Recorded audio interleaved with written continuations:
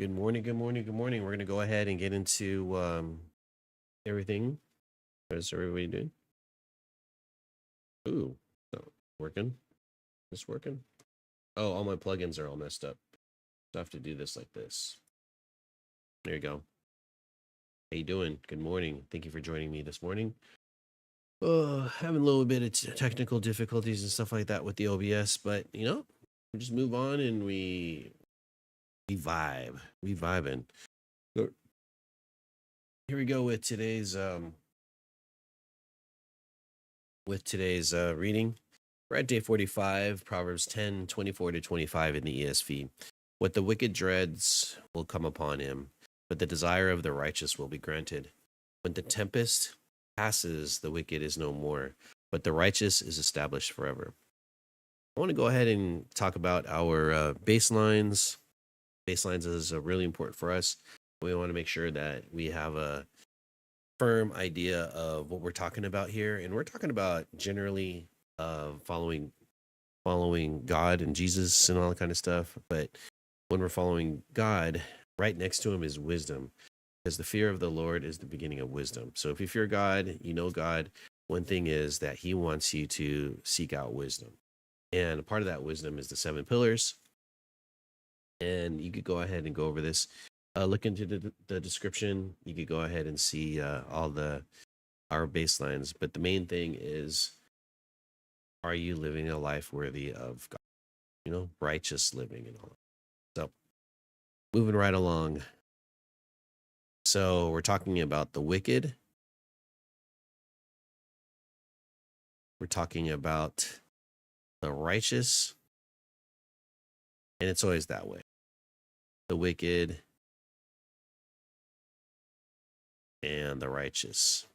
So there's a dichotomy here between the two.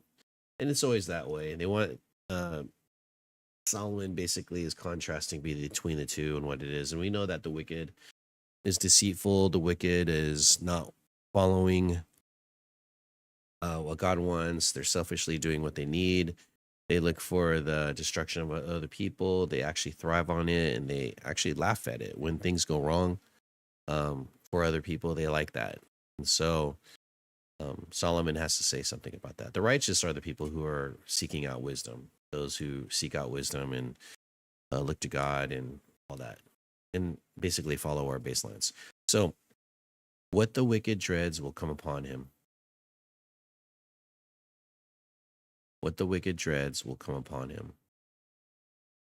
And what's that talking about is the wicked has anxiety of consequences of their actions. They know intuitively that what they do is wrong and that there is some actions, but right now there isn't any actions. But the thing is that justice will prevail, and whatever it is they fear will happen to them eventually will overcome them. It will come upon them, is what they say. Will come upon. So whatever they dread will come upon. Actually, I should go ahead and highlight. Do that purple. What? And I'll do it like this. What the wicked dreads, at least like the same color scheme, but the desire of the righteous will be granted. Will be granted. Now remember, the desire of the righteous always has to do with just something like that. The desire of the righteous. Now, whatever the righteous desires, it has to do with how they want to live their lives, and they want to live their lives with righteous living, right? To have the 7 pillars, to be patient, to be pure, to be gentle, to be reasonable, full of mercy, have the fruits of the spirit, impartial, sincere, and all that kind of stuff, and living righteously in integrity, having a sound mind. So I'm going over the baselines, and they're actually seeking out. The desire is the baselines, and since that's their desire, that will be granted, and that's about that, the life, the righteous living, and the giving the life. Again, it's not material wealth. It's spiritual and relational. Spiritual, relational. It could be material and spiritual. It could be material, but not necessarily. Okay. The second, when the tempest passes, the wicked is no more. It's like things that happen, you know. But the righteous is established forever. Okay, and it's talking about. I want to go back to the Gospels on this one, where build your house on the sand versus on the rock, and someone who builds their house on the sand will completely it would fall. Their foundation's not there. It'll just wind blows. If you could go to the Sermon on the Mount, I think it goes there. But when you build your foundation on the rock, it'll stand forever. This is similar to that thing. Okay. And thing when issues happen, when drama happens, when things go wrong, all those things and stuff like that. I'm not saying that the righteous are removed from drama and all that kind of stuff. But what happens is that for the wicked, when those things happen, it's pretty bad. There's a couple of words I wanted to say, but I don't want to do that on stream. But it's it's pretty bad for them. But for the righteous, they're able to stand on that, on the foundation of the baselines that they have. And even though things may go wrong or things go bad, they could still be stand firm. Now, I was kind of scared. I was listening to a podcast yesterday, and one of the things they've been finding is that there is work. The workforce out there is it's kind of hard to find a new job,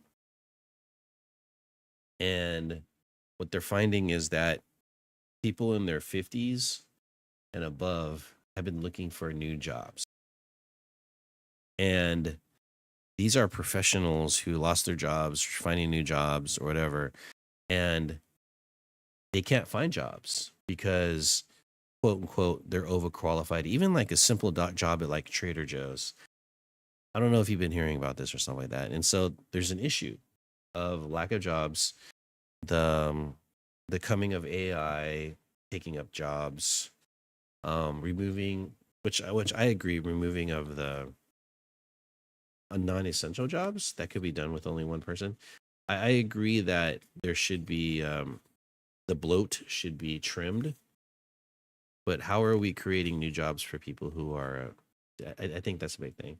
And so let's say this: what if they don't need educators anymore? Maybe the and we were just protesting the other day about our health benefits.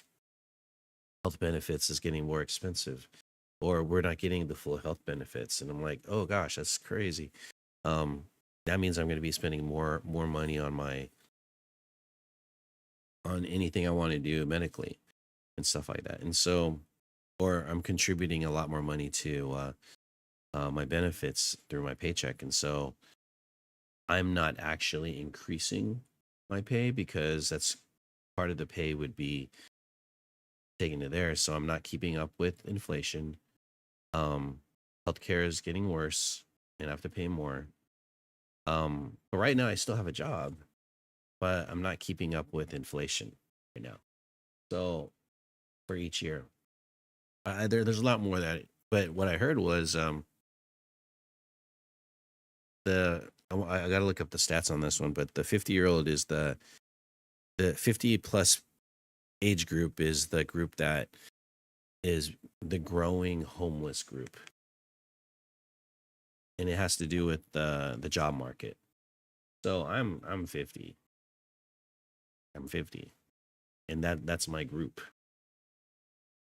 And what if I do lose my job because they don't need educators anymore, or I'm stuck in my job because it would be very hard for me to find another job.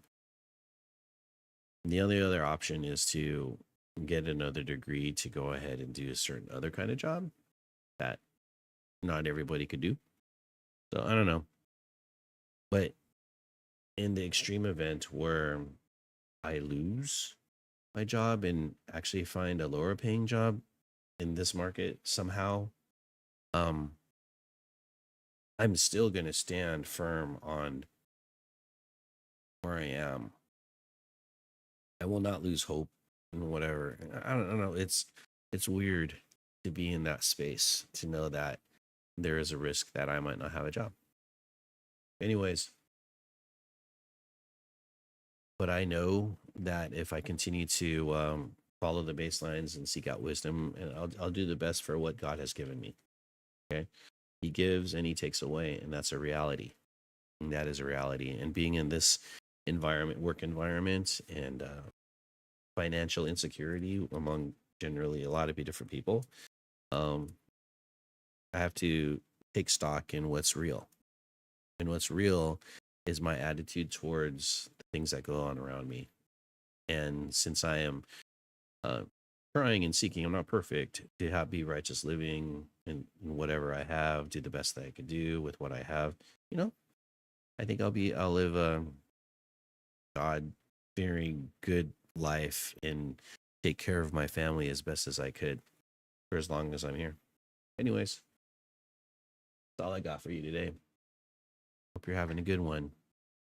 Be safe out there. Follow God.